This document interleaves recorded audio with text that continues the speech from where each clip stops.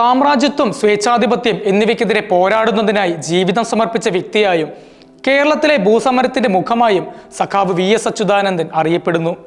മുൻ മുഖ്യമന്ത്രിയും മുൻ പ്രതിപക്ഷ നേതാവുമായ അച്യുതാനന്ദൻ നിയമസഭാ രാഷ്ട്രീയത്തിൽ പങ്കെടുക്കുകയും ഗണ്യമായ സ്വാധീനം ചെലുത്തുകയും ചെയ്തിട്ടുണ്ട്. വി.എസ്. അച്യുതാനന്ദൻ ഒരു മുതിർന്ന ഇന്ത്യൻ കമ്മ്യൂണിസ്റ്റ് രാഷ്ട്രീയക്കാരനും സ്വാതന്ത്ര്യസമര സേനാനിയുമായിരുന്നു. അദ്ദേഹം കേരളത്തിന്റെ 11ാമത്തെ മുഖ്യമന്ത്രിയായി 2006 മുതൽ 2011 വരെ സേവനമനുഷ്ഠിച്ചു.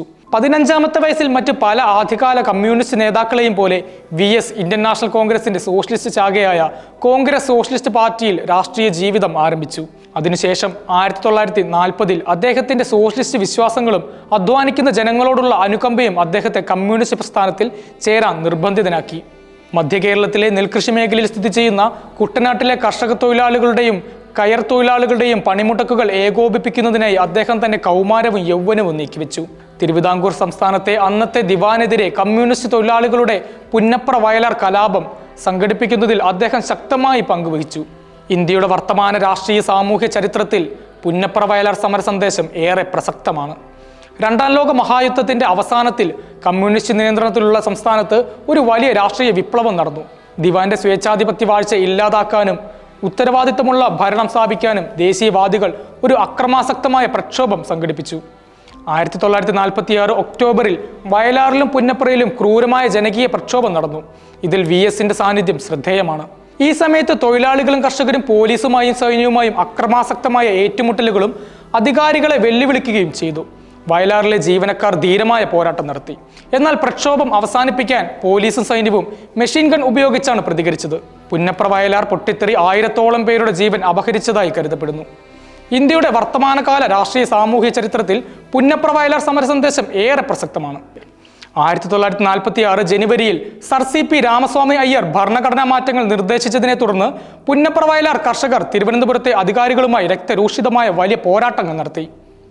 അമേരിക്കൻ മാതൃകയിലുള്ള ഒരു ഭരണഘടനയുണ്ടാക്കി തിരുവിതാംകൂറിനെ സ്വതന്ത്ര രാജ്യമാക്കുകയും ഇന്ത്യൻ യൂണിയനിൽ ലയിപ്പിക്കാതെ നിലനിർത്തുകയും ചെയ്യുമെന്ന് ദിവാൻ പദ്ധതിയിട്ടു.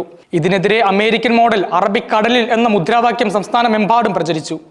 ഉത്തരവാദിത്ത ഭരണം വേണമെന്ന ആശയം മുൻനിർത്തി കയർ തൊഴിലാളി യൂണിയന്റെ ഹാളിൽ വെച്ച് തൊഴിലാളികളുടെ ഇതര ഡിമാൻഡുകൾ കൂട്ടിച്ചേർത്താണ് സമരം ആരംഭിച്ചത്. ആദ്യം അത് തൊഴിലാളികളുടെ പണിമുടക്ക് സമരമായും ക്രമേണ രാഷ്ട്രീയ പണിമുടക്കായും സൈനിക സമരമായും വികസിക്കുകയായിരുന്നു. ഈ സമരത്തിലൂടെ ശക്തമായ സാന്നിധ്യമറിയിച്ച് വി.എസ്. ജനങ്ങൾക്കിടയിലും രാഷ്ട്രീയ ചരിത്രത്തിലും തന്റേതായ ഇടം കരസ്ഥമാക്കിയിരുന്നു. ഈ സമരത്തിലൂടെ അടിയുറച്ച തൊഴിലാളി കർഷക ഐക്യം കേരളത്തിൽ വേരുറച്ചു.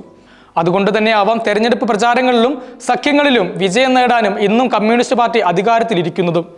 ആലപ്പുഴ ജില്ലാ സെക്രട്ടറിയിൽ നിന്ന് സംസ്ഥാന കമ്മിറ്റി അംഗമായും 1957-ൽ സംസ്ഥാന സെക്രട്ടേറിയറ്റ് അംഗമായും പ്രവർത്തിച്ച വി.എസ്.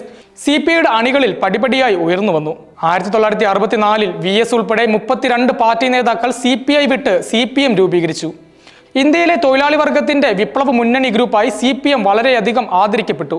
സി.പി.ഐ പിളർപ്പിന് പ്രധാന കാരണം അന്നത്തെ സി.പി.ഐയിലെ അംഗങ്ങൾക്കിടയിൽ ഇന്ത്യൻ നാഷണൽ കോൺഗ്രസ് സർക്കാരിനോടുള്ള വിഭാഗീയ സഹകരണ പ്രവണതയായിരുന്നു. 1964-ൽ കമ്മ്യൂണിസ്റ്റ് പാർട്ടി ഓഫ് ഇന്ത്യയിൽ നിന്ന് വേർപിരിഞ്ഞതിന് ശേഷം സി.പി.എം പാർട്ടി സ്ഥാപിക്കപ്പെടുകയും വേഗത്തിൽ പ്രാധാന്യത്തിലേക്ക് ഉയരുകയും ചെയ്തു. സമൂഹത്തിലെ ദുർബല വിഭാഗത്തോടുള്ള ശക്തമായ ദൃഢനിശ്ചയവും അനന്തമായ സഹതാപവും അദ്ദേഹത്തിനുണ്ട്. വല്ലാർപാടത്തെ കണ്ടെയ്നർ ട്രാൻസ്ഷിപ്മെന്റ് സൗകര്യത്തിന്റെ നിർമ്മാണം, തിരുവനന്തപുരത്തെ ടെക്നോ പാർക്കിന്റെ വളർച്ച, കോഴിക്കോട്ടെ ഐ.ടി. പാർക്ക് എന്നിവയിലൂടെ അദ്ദേഹം ഭരണത്തിലിരുന്ന 5 വർഷത്തിനിടയിൽ സംസ്ഥാനത്തെ ഐ.ടി. അടിസ്ഥാന സൗകര്യ വ്യവസായ മേഖലകളിൽ സംസ്ഥാനത്തിന് ഗണ്യമായ പുരോഗതി കൈവരിക്കാൻ സാധിച്ചു. അദ്ദേഹത്തിന്റെ ഭരണകാലത്ത് കേരളത്തിൽ ഐ.ടി. കയറ്റുമതിയിൽ ഗണ്യമായ വർധനവുണ്ടായി. നിയമവിരുദ്ധമായി കൈവശപ്പെടുത്തിയതായി ആരോപിക്കപ്പെടുന്ന ഏക്കർ കണക്കിന് ഭൂമി തിരിച്ചുപിടിക്കാനുള്ള മൂന്നാറിലെ അദ്ദേഹത്തിന്റെ ശ്രമം സ്വന്തം പാർട്ടിയിൽ നിന്ന് തന്നെ അദ്ദേഹത്തിന് ധാരാളം വിമർശനങ്ങൾ ഏറ്റുവാങ്ങേണ്ടി വന്നു. തന്റെ ഔദ്യോഗിക കാലത്ത് കൊച്ചി എം.ജി. റോഡിലെ ദീർഘകാലമായി നഷ്ടപ്പെട്ട റോഡിന്റെ ഭാഗങ്ങൾ പുനഃസ്ഥാപിക്കുന്നതിനുള്ള പദ്ധതികൾ അദ്ദേഹം ആരംഭിച്ചു. കേരളത്തിലെ മലമ്പുഴ ടൂറിസ്റ്റ് കേന്ദ്രത്തിന്റെ നവീകരണവും അഷ്ടമുടി ടൂറിസം സർക്യൂട്ട് എന്ന പേരിൽ കേരളത്തിലെ കായൽ ടൂറിസ്റ്റ് കേന്ദ്രത്തിന്റെ നിർമ്മാണവും അദ്ദേഹത്തിന്റെ നേതൃത്വകാലത്ത് പട്ടികയിൽ ഉൾപ്പെടുത്തിയിട്ടുണ്ട്.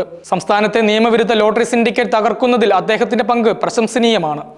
ദരിദ്രരായ ഗ്രാമീണ ജനതയ്ക്കിടയിൽ ഇടതുപക്ഷത്തിന്റെ പിന്തുണ ശക്തിപ്പെടുത്തുന്ന നിരവധി ക്ഷേമ പദ്ധതികളുടെ നടത്തിപ്പിനും അദ്ദേഹം മേൽനോട്ടം വഹിച്ചു.